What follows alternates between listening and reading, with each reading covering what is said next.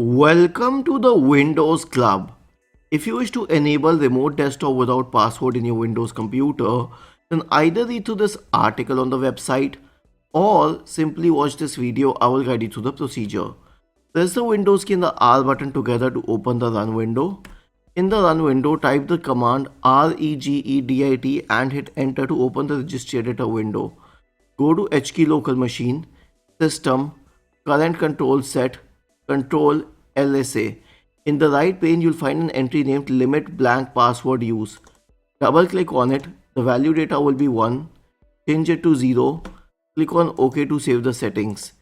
Isn't this easy and interesting? If you have any doubts, please go to the original article on the Windows Club. Scroll down to the comment section and write your query. We will surely answer to it. Do not forget to subscribe to the channel. Thank you for watching this video and have a nice day.